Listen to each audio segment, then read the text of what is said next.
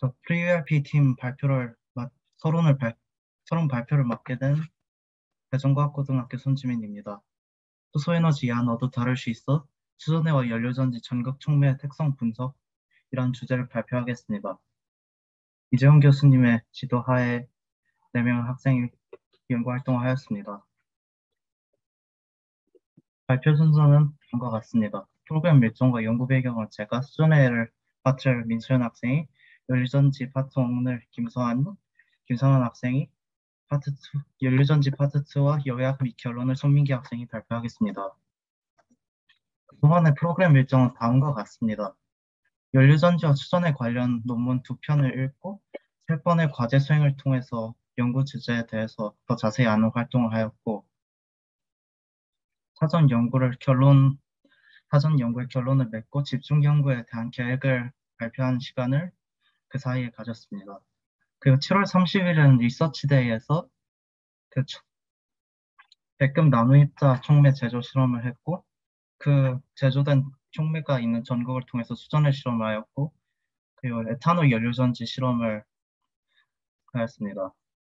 그렇게 리서치데이에 나온 데이터를 전기화학 분석본과 전극 촉매 표면 분석으로 진행하였고, 발표 전날까지 줌 미팅과 발표 자료 피드백을 받았습니다. 연구 배경부터 소개해 드리겠습니다.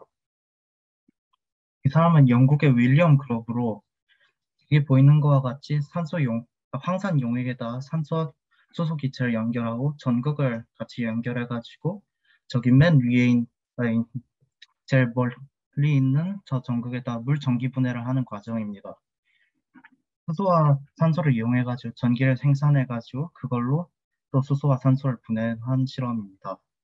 그 과정을 역으로 하면 전기를 생산할 수 있을 거라고 생각했고, 그것이 그때는 가스전지, 지금은 연료전지라는 이름을 얻게 되었습니다.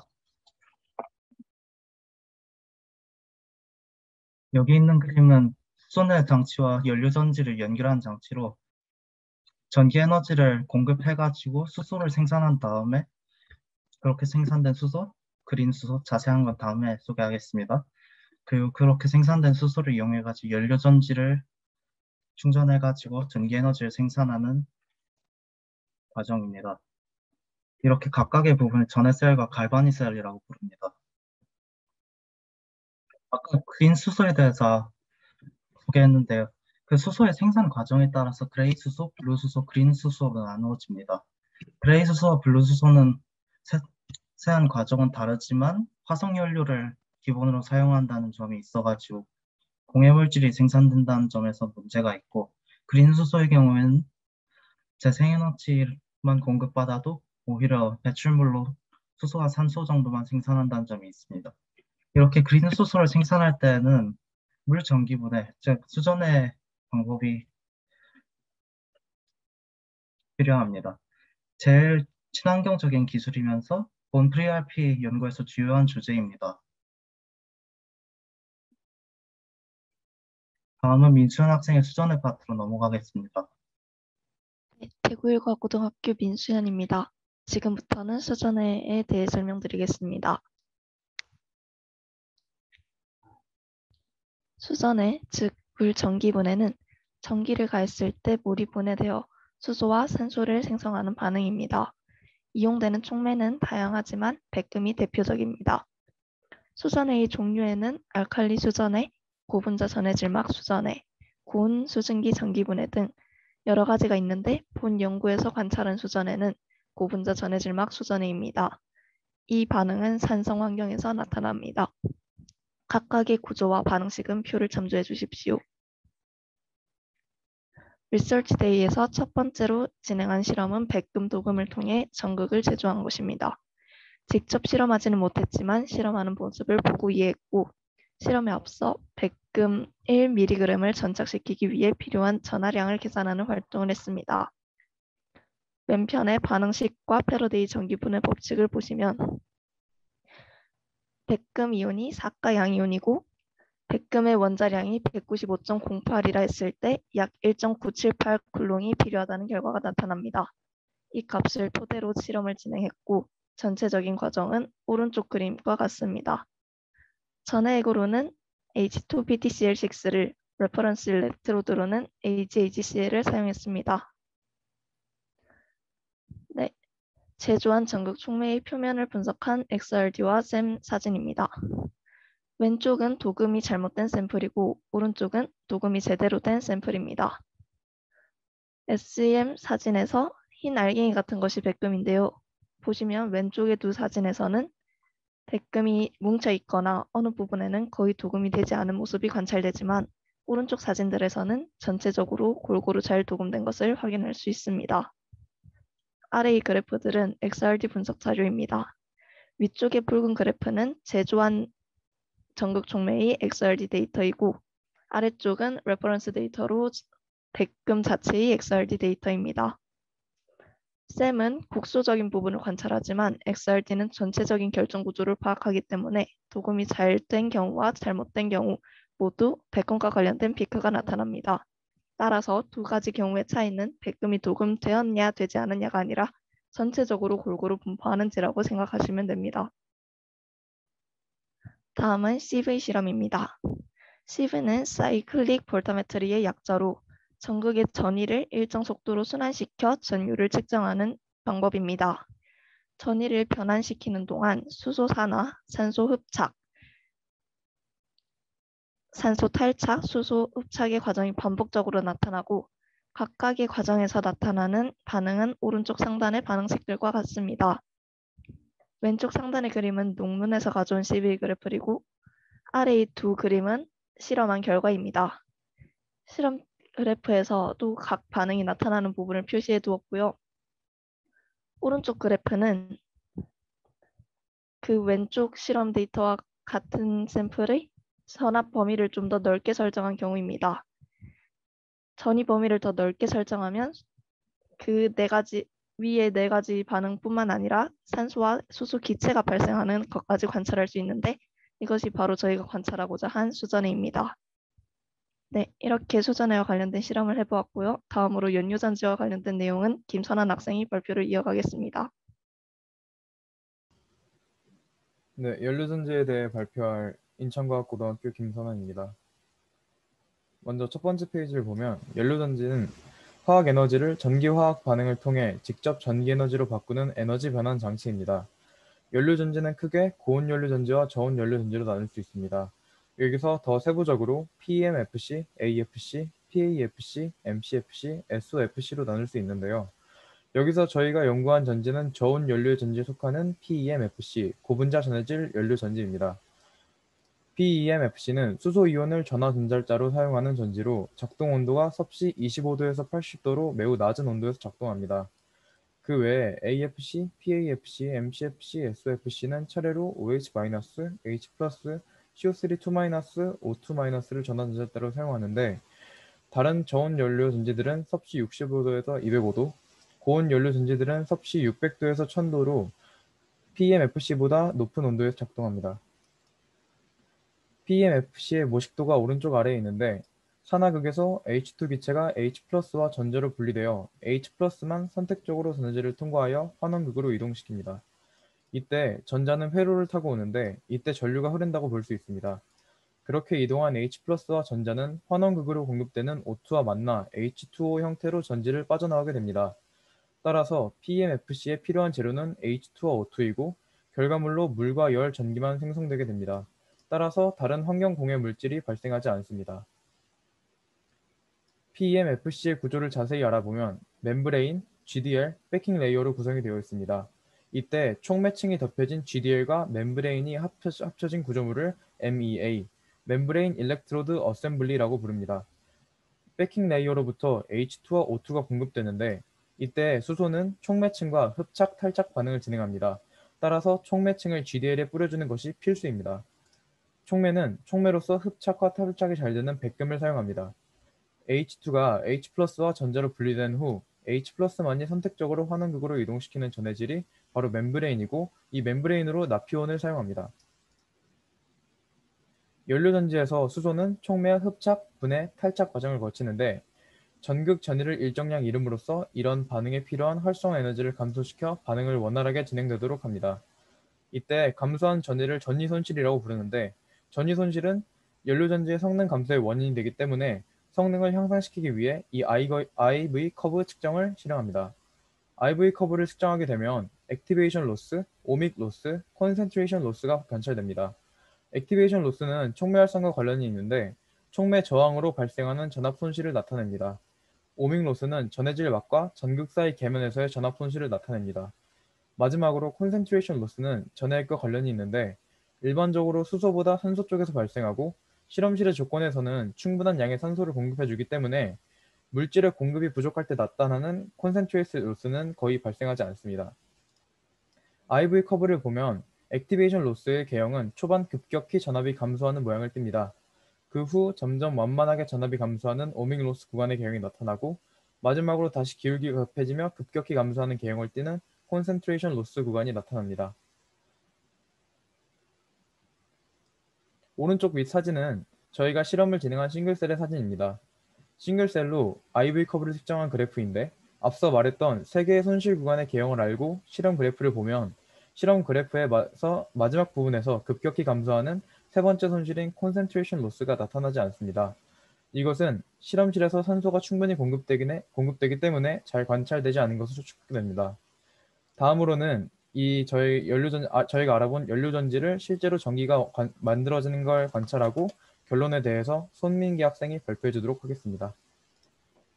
저는 지금부터 연료전지 미니 바람개비 실험과 저희 실험의 결론에 대해 소개할 경상과학고등학교 손민기라고 합니다.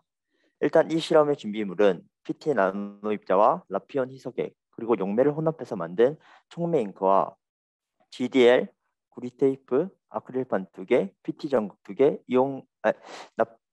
나피온 이온 교환막, 집게 2개, 바람개비, 에탄올이 있습니다. 수소 기체 연료가 아닌 에탄올 액체 연료로 실험을 수행하였습니다. 실험 과정은 첫 번째로 촉매 잉크를 스프레이로 GDL을 뿌림으로써 전극을 만듭니다. 그리고 난 후 아크릴판에 구리 테이프를 붙여 집 전체를 만듭니다. 그리고 난 후 PT 전극을 아크릴판 위에 올리고 그 위에 나피온 이온 교환막을 올려줍니다. 그리고 그 위에 PT 전극을 올려주고 아크릴판으로 덮어준 후 집게로 고정하면 셀이 완성되고 이 위에 에탄올을 부어주면 바람개비가 돌아갑니다. 동영상 보여주시길 바라겠습니다.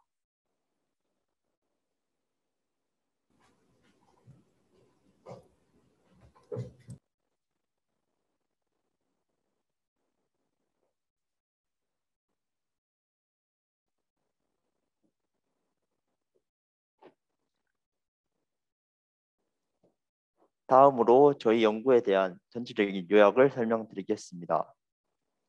일단 저희는 물 전기 분해로 생산한 그린 수소를 연료전지의 연료로 사용하여 전기 에너지를 생산할 수 있다는 점을 이해했고 사전 이해했습니다. 그리고 실험 1번에서 수전해와 연료전지의 대표적인 전극 촉매, 백금을 전기 도금하고 특성 분석을 수행하였습니다. 그리고 수전의 실험을 통해 수소와 산소의 발생을 관찰하였습니다. 또한 수소 연료전지 성능 곡선을 이해하고 실험 2에서 바람개비 돌리기 실험을 통해 에탄올이 연료전지의 연료가 될 수 있음을 확인하였습니다. 마지막으로 저희 연구에 대한 전체적인 결론을 말씀드리겠습니다. 이번 프리-URP 기회를 통해 수소 연료전지와 수전의 역사와 원리 그리고 최신 동향에 대해 배우면서 지금까지의 화석 연료를 사용한 탄소 경제에서 수소 경제로의 전환이 정말 멀지 않았다는 점을 깨닫게 되었고 지금까지 딱히 꿈이라는 게 없었지만 나중에 꿈에 수소에 대해 연구하겠다는 꿈이 생기게 되었습니다. 저희 발표를 들어주셔서 감사합니다. 네, 발표 감사드립니다. 되게 여러 번의 수정 과정을 거쳐서 연구 결과 자료가 만들어진 것 같은데 이 최종 과정까지 얼마나 노력했는지가 더욱 잘 느껴졌던 것 같아요. 회의 과정 사진도 담겨 있던데 되게 인상이 깊었습니다. 혹시 질문 사항 있을까요?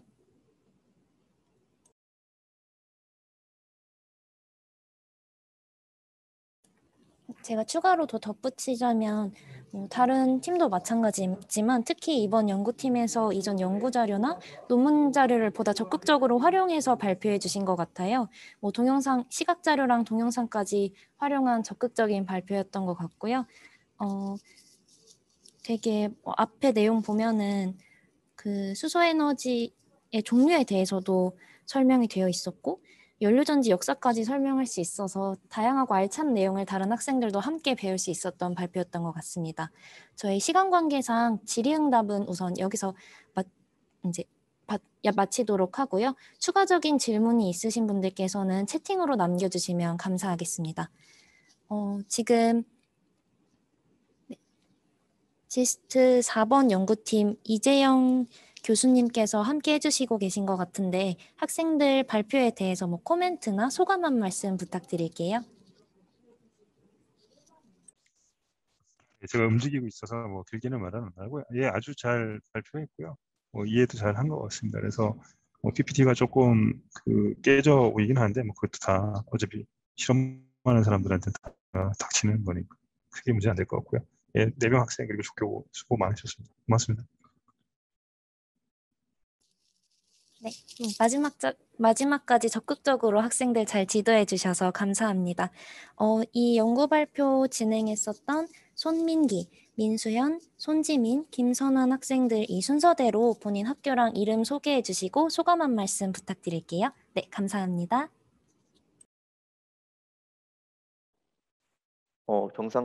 경상과고등학교 손민기 학생입니다. 발표에서도 얘기했다시피 수소 경제에 대해서 잘 이해할 수 있었고 꿈도 생기게 되어서 감사했던 것 같습니다. 네, 대구일과고등학교 민수현입니다. 프리-URP 기회를 통해 평소에 흥미가 있던 전기화학 분야에 대해 보다 자세히 배울 수 있어서 좋았고 비록 비대면이었지만 다양한 실험을 진행해 주시고 코멘트 주신 교수님과 조교님들 감사드립니다.